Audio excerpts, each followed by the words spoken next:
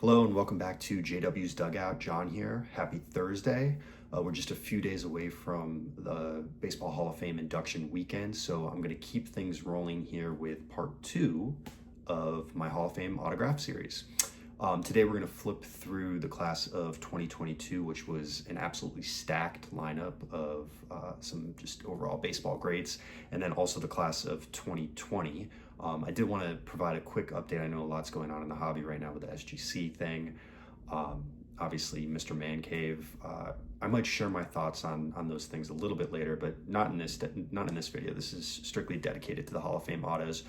If you caught my video on Tuesday, you probably saw that I did add a new member to my Hall of Fame collection, which was Ray Schock, the old catcher for the Black Sox. So was really excited to pick that one up. That brings the Hall of Fame total to 205. I'm going to keep a running tally here throughout all of these videos so you guys are up to date on what my collection looks like. That's either really impressive, that number, or it's a sign that I spend way too much time browsing eBay at midnight, while I'm trying to get to sleep. So maybe I should tone it down a little bit. But before I tone it down, I did put in an offer for potentially new Hall of Fame auto for my collection. Waiting to hear back on that. So hopefully I'm going to be adding another auto here pretty soon. But for now, let's take a look at these two classes. We'll flip the camera around and dig in. Okay guys, so now this is going to be the first video in the first class where you'll notice a couple of gaps in my collection. I'm not going to have every single Hall of Famer. If I did, it would be pretty impressive. It's going to take me a lifetime. I will more than likely never get there. But that's going to happen more often than not as we go further back in time. But I still have most of the inductees through the early 2000s into the 90s. So we should be in pretty good shape there. So for this video, let's start with 2022. Again, this induction took place July 24th of 2022. More than 35,000 fans packed Cooperstown. And kind of a fun side note, this was also Barry Bonds' final year on the ballot. So I figured I'd start this video off by showcasing Mr. Bonds. This is a 1997 Topps that I'm still completely torn on Barry Bonds. He was one of the greatest hitters of my lifetime for sure. But obviously a lot of it was manufactured. You still have to be able to hit a baseball. My thoughts have gone back and forth about whether these guys should be in the Hall of Fame. I'm gonna dedicate a separate video to the steroid users of the 80s and 90s and into the 2000s and show off some cards and some autos. Because I do have it, because it's a part of baseball history, and that's kind of where my thought process goes. The Baseball Hall of Fame is there to recognize the members of the baseball community who made an impact. Barry Bonds made an impact. Whether you like it or not, he made an impact. Whether it was positive or negative, he made an impact. So we'll get into that in a separate video, but I figured we would start by showcasing this. Very, very clean auto.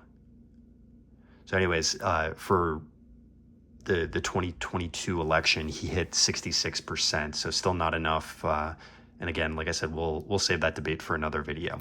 All right, for those who were actually inducted, the two that I'm missing are those who were inducted by a couple of the era committee. So the early baseball era committee, Bud Fowler, I don't have his autograph. It's very hard to come by.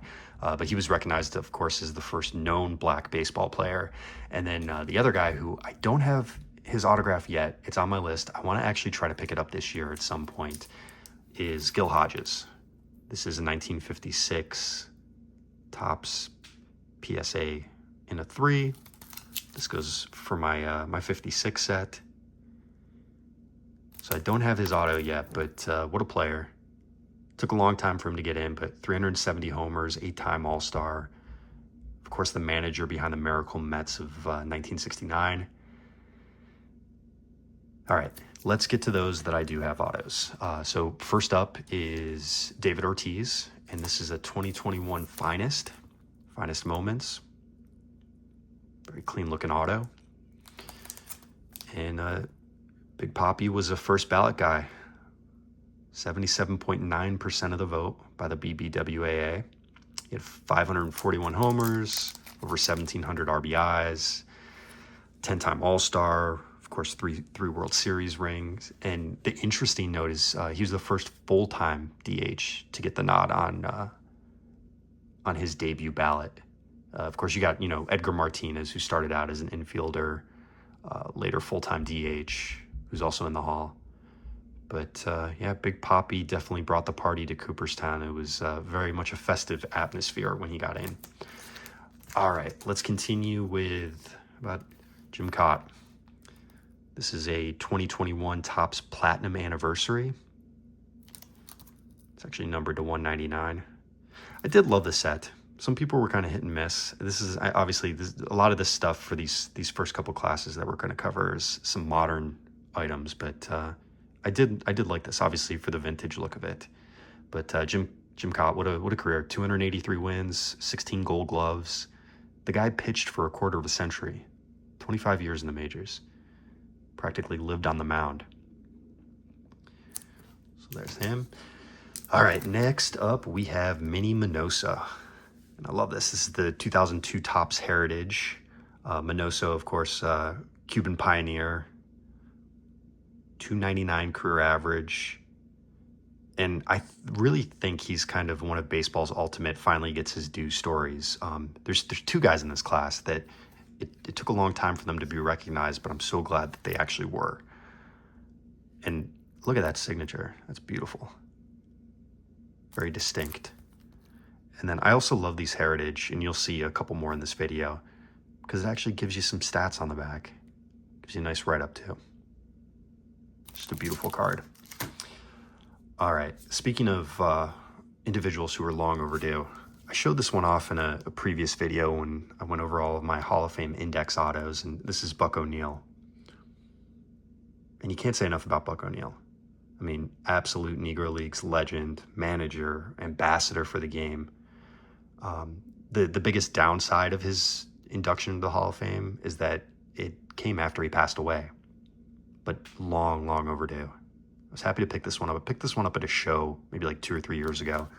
I also want to share, as you guys know, I'm a very much an avid reader. If you haven't picked up these two and read them, what are you doing?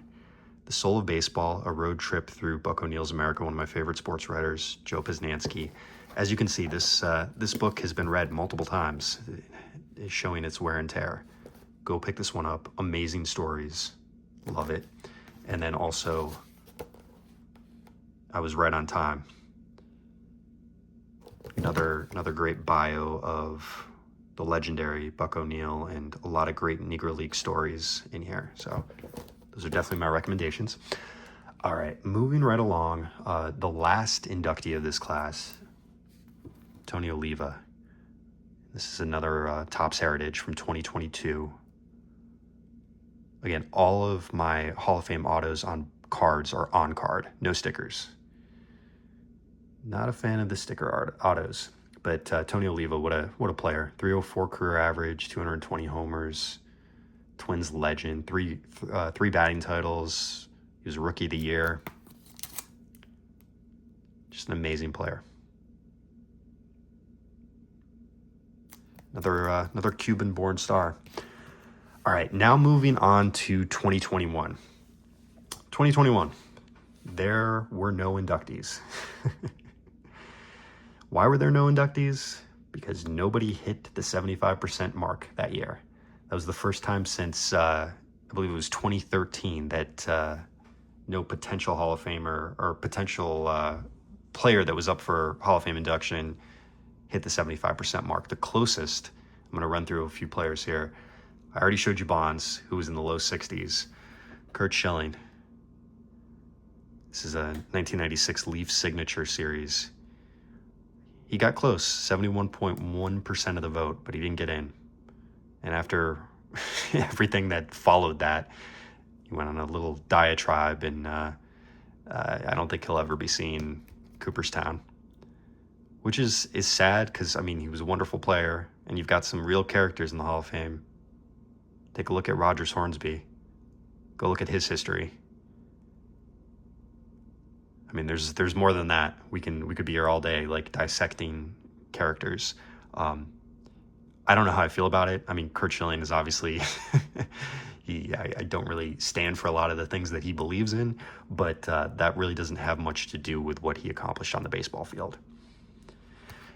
And so, like I said, we already showed Bonds, but this guy too, Roger Clemens. This is a 2003 Topps tribute on card autograph.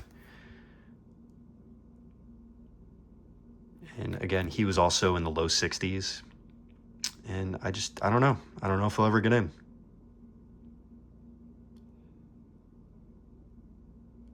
So obviously nobody crossed the line, but what we're going to do now is jump to the class of 2020. So the ceremony for 2020 was actually supposed to be July 26th, 2020, but thanks to COVID and everything that went along with that, it got pushed back, and it finally took place actually in 2021. So people did get inducted in 2021, just not when they were initially scheduled to. So it was September 8th, 2021, and it was led by somebody you guys might be familiar with, Derek Jeter. This is his 2022 Topps 5-star. And Jeter was nearly unanimous in the vote, 396 of 397 votes. Mr. November. He had over 3,400 hits. Of course, 5 World Series rings with the Yankees, 14 All-Star nods. Just an unbelievable player. It's always up for debate if he would have been drafted by the Cincinnati Reds, which was a distinct possibility. Would he be in the same category? We could have a whole show about that debating, but I'm glad to pick up his autograph. Very much an iconic autograph. Got 5-star career, most hits in MLB since 1968. Yankees career leader in hits, doubles, stolen bases. We talked about the 5 World Series rings, 20th all-time with a 96.3 offensive WAR. Postseason hits, runs, and total bases leader. I love 5-star just simply for that fact that they give those nice stats on the back. And again, I'll also preface for these autographs, I'm really showing one example. There are some of these Hall of Famers where I have multiple autos, but just wanted to at least showcase one of their autos. All right, next on the list, I don't have on a card, is Mr. Marvin Miller. I have showed this off in previous videos, and Marvin Miller, if you guys know anything about him, was an icon in baseball. Arguably, probably the top 5 to top 10 most important figures in baseball history. He was the director of the Major League Baseball Players Association, and he basically changed baseball forever. I mean, you think of pensions, free agency, player rights. He made such an impact on all of it, and really has changed the face of baseball, and has really created the trajectory of the modern baseball player, from what he earns to how he's protected to what happens after his career, and the benefits that he reaps from staying in the league for so long. But Marvin Miller was elected by the Modern Era Committee with 12 of 16 votes that year. So I was really happy to pick this up on a ball. It's a beautiful signature, JSA authenticated. Yeah, really happy about that one. All right, next up, we also talked about this guy a little bit a while back, Ted Simmons. Again, one of my favorite figures in baseball, just simply because he has made such a great impact, not only on the field but outside. He's just very much an advocate for baseball, but so well spoken. If you get a chance, go on YouTube, watch his induction speech. One of the best, if not the best, that I've come across in all the induction speeches that I've listened to, and I'm a nerd when it comes to that kind of stuff. But one of the most underrated catchers in baseball history, 285 average, 248 homers, nearly 1,400 RBIs, 8 All-Star selections. So just a terrific player. Happy to pick this one up. All right. Last Hall of Famer on our list for today is Larry Walker. This is a 2021 Topps Gold label. Like I told you, a lot of modern cards for some of these guys. We'll progressively get older as we move back in time. But happy to pick this one up. Walker finally broke through in his 10th and final year on the ballot. He got 76.6% of the vote that year.